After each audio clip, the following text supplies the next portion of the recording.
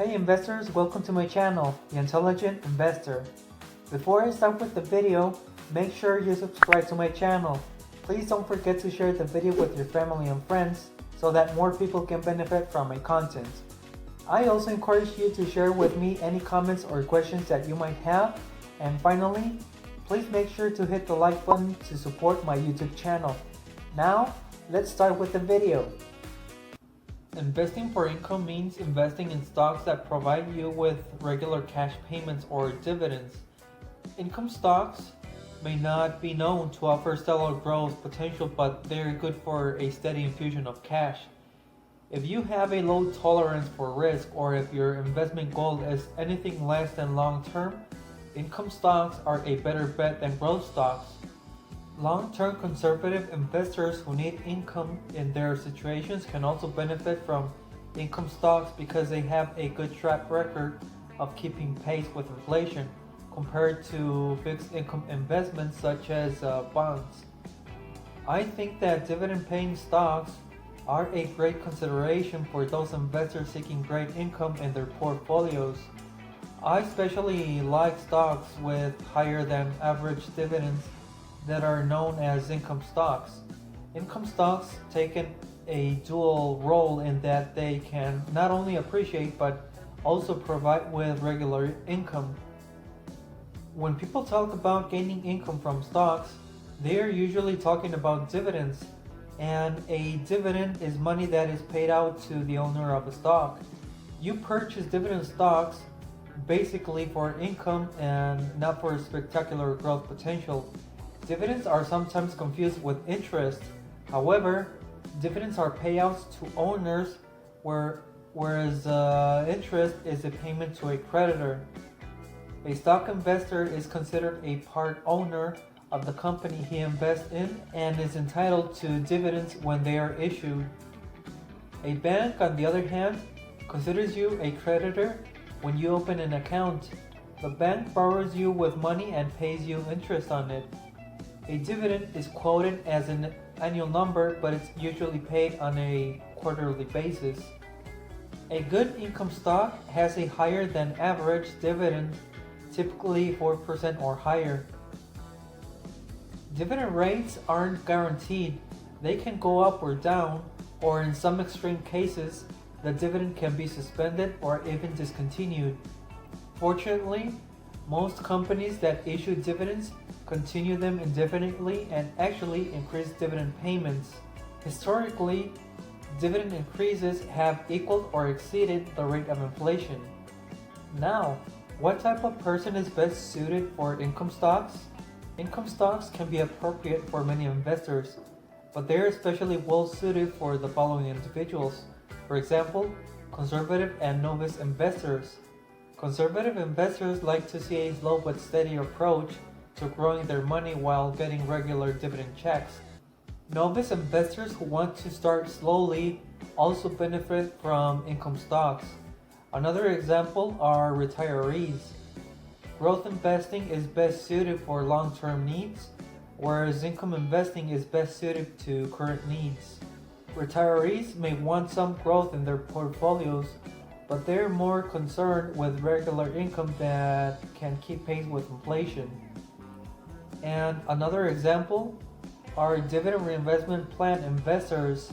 For those investors who like to compound their money with DRPs, income stocks are perfect.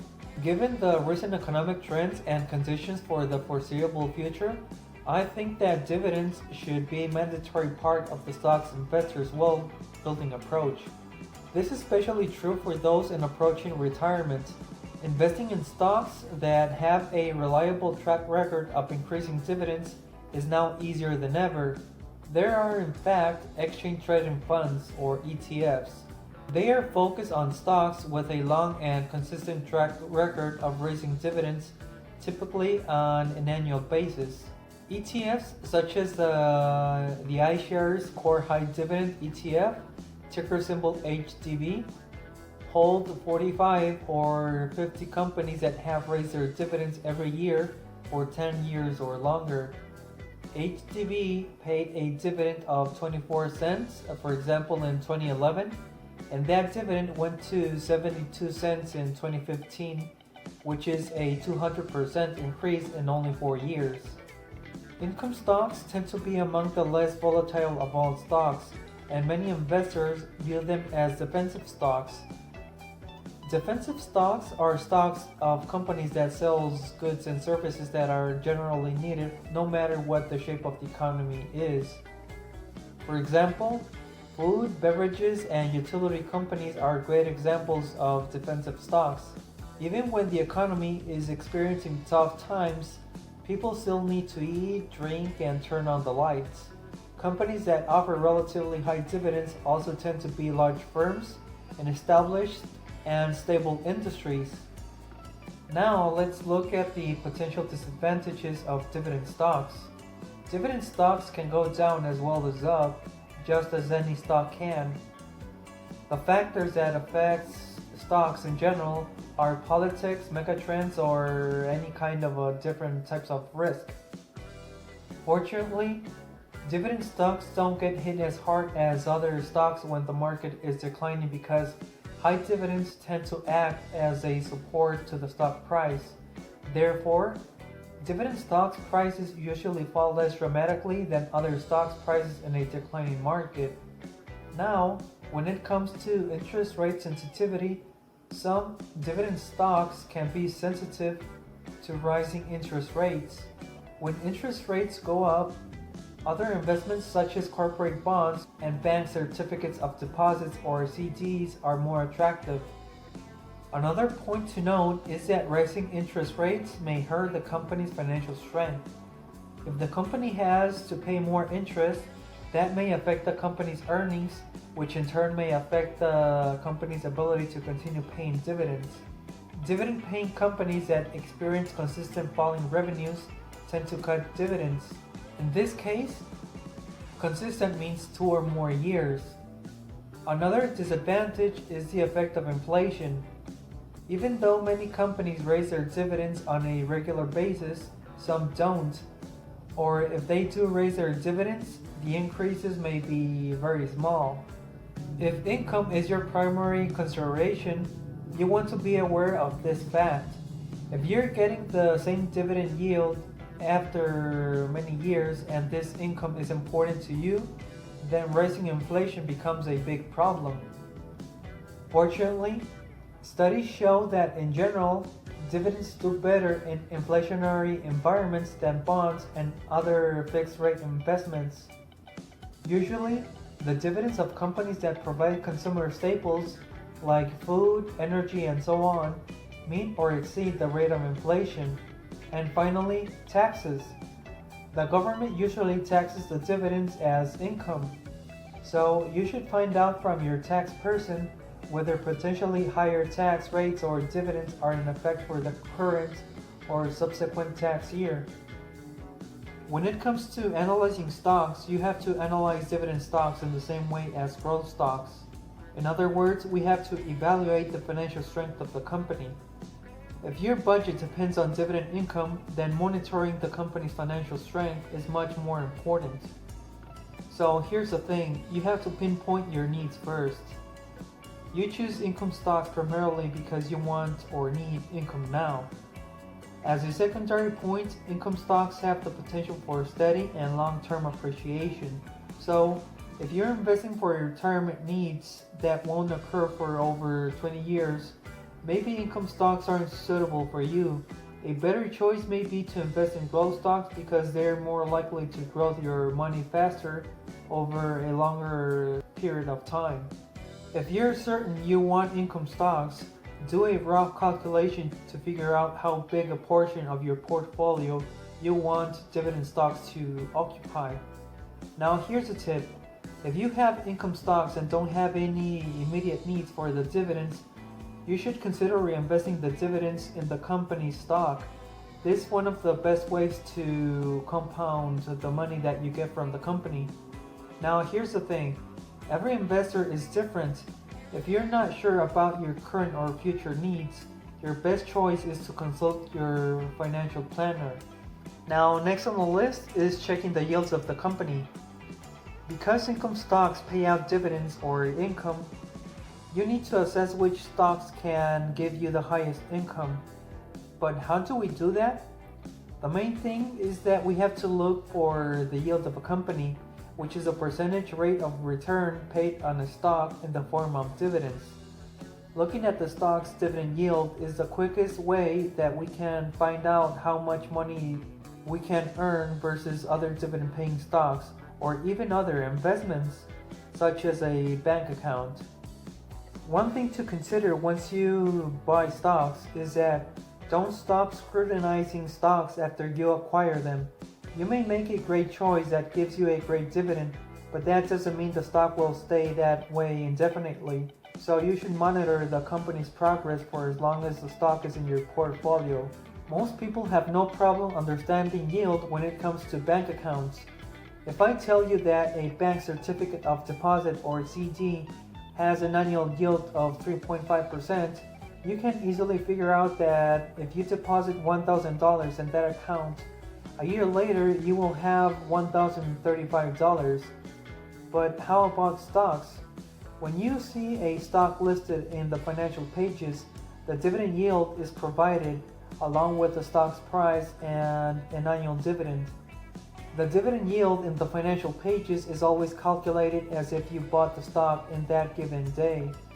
Just keep in mind that based on supply and demand, stock prices change every business day, virtually every minute, making the yield that the company offers change in a daily basis. So when it comes to analyzing the yield of a company, you should consider two things. First, the yield listed in the financial pages may not represent the yield you're receiving.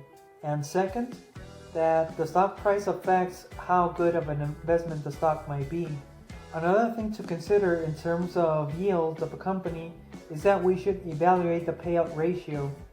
We can use the payout ratio to figure out what percentage of a company's earnings is being paid out in the form of dividends. We have to keep in mind that companies pay dividends from their net earnings. Therefore, the company's earnings should always be higher than the dividends the company pays out. So if you're concerned about the dividend income safety, you should regularly watch the payout ratio. The maximum acceptable payout ratio should be 80%, and a good range is somewhere in between 50 and 70%. A payout ratio of 60% or lower is considered very safe.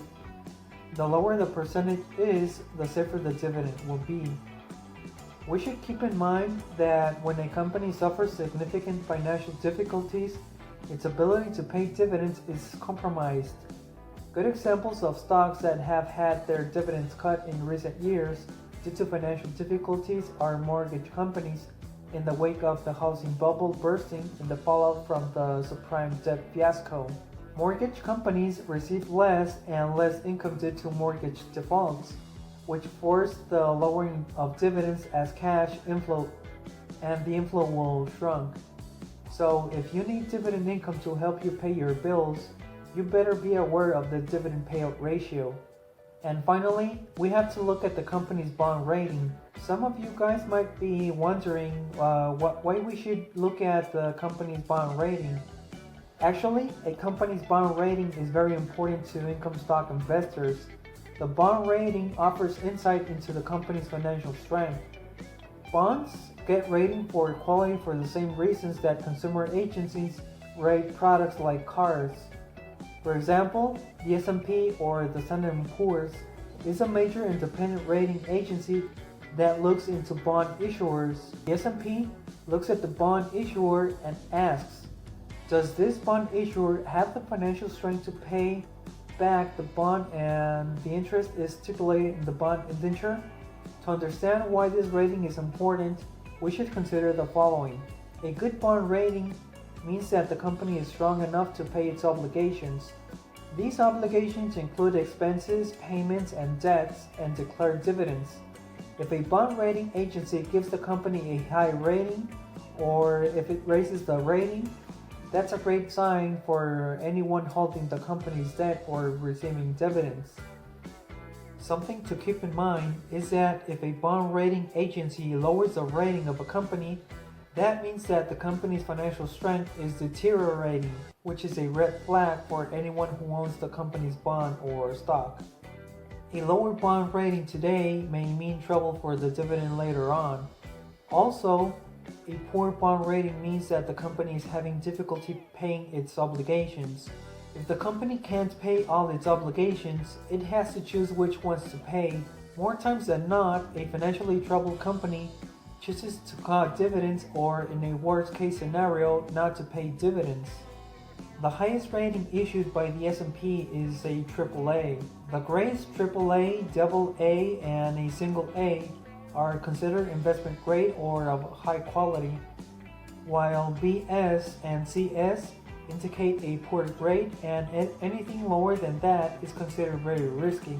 So if you see a XXX rating, then you should better stay away from that stock or company. Investors, if you enjoyed this video and you feel it was valuable and teaching you more about investing in the stock market, hit the like button and please share the video with your friends and family so that more people can benefit from its content. And if you want more investing content, please subscribe to my channel. Thanks for watching.